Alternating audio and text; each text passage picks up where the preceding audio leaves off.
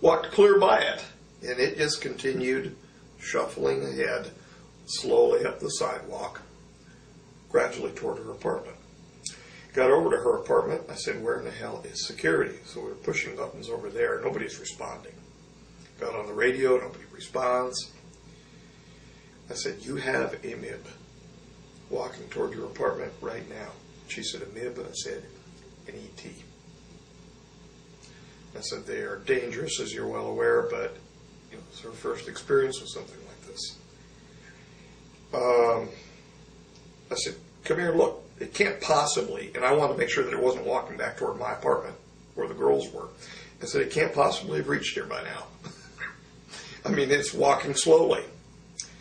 And so she came out with me, and she went over by the wall behind a bush, and she didn't see it initially.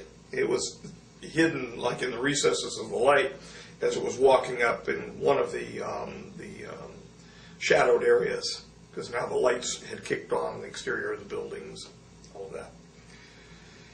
And I walked up onto the sidewalk and saw it, and I turned my back on it at that point. They don't run. So I turned my back on it and I said, you may want to be going that way to Marcy. And she said, because she's not the faint of heart female, she said, why? And then she saw it over my shoulder and laid her first eyes on an ET. And her eyes got about that big, which is the normal reaction. And she walked. Give you some credit. She actually walked from there back toward the corner of the building before I saw her break into something more than a walk. She walked away from it. By then, I'm still standing there, and this thing walked by me. Now, I'm wondering why it's here. And I said, hi. And it turned this close to me and said, hello. And then just continued to walk. Walked right past me like I wasn't even there. Toward her. And I thought, well, okay. It has an assignment. We don't know what the assignment is because it will not give up its intention behaviorally before it carries out its assignment.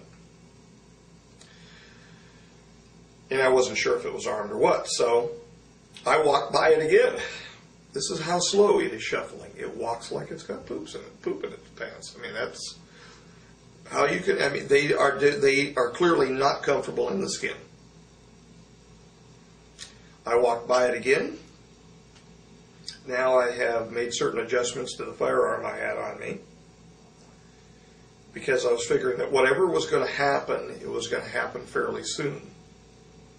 And if it pulled a weapon out, I was going to do what I learned in the police department and do it well for probation. Got back to her, got all the way into her apartment, locked the door.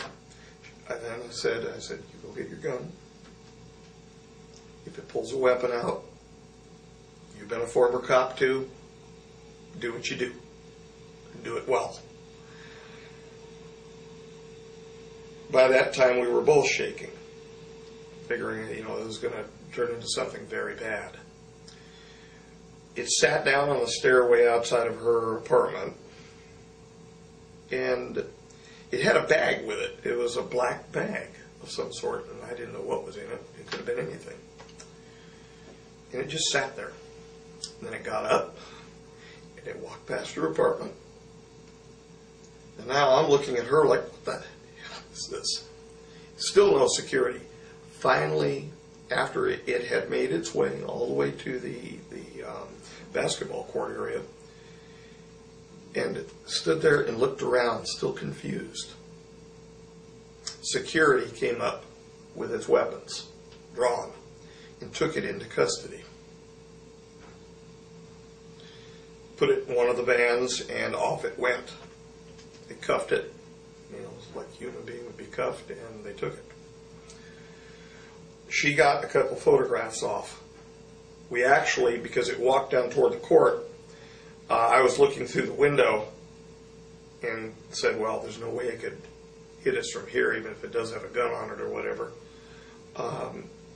She stepped out onto her porch and she took a couple photographs. It was a disposable. I found a disposable camera. It was up on the bookshelf near the door, and I just grabbed it, and that's all I had at my hand. She took a couple photographs of it, and we have since made those public on the Eagles Disobey Forum. Those are real. It's the real McCoy. The best I could do, the enhancements that show one after another with it, bringing it out from the background. Those are the best enhancements I could do, because the original photographs that we put up there too, you saw, it was just basically jet black. There was no carrying of the flash, and it was not set for night speed or anything like that. It was an indoor-outdoor type daytime camera, a disposable camera, but it was all that was available. Now, security took photographs and all of that, but they don't share them. Right. At the same time, I was doing my weekly reports, and I detailed it in my weekly report, and I allowed that weekly report to be made available too, where I said, the MIB was taken into custody and no one was injured. But he just walked onto her property. Assignment still to this day unknown. Well, following 20 years of service for the Majestic, last October the 12th, which was October the 12th, 2005. I was dismissed at the time of their adjournment to complete a final set of orders, if you will, to present the information which I had learned over the last 20 years concerning the extraterrestrial intelligences to the world, or to whomever wanted to hear. For the last year's time, we have been committed to a debriefing of my service since 1986, and even actually before that, we've arranged to speaking about my early life as well. We're hoping that within a short period of time, DVDs will be completed and this will be presented, and this will then conclude my service to Majestic with a very big relief, and thank God. Right now, we are presently in the middle of several different projects, inclusive of which is Project Lotus, which has basically been dispatched and dismissed to me after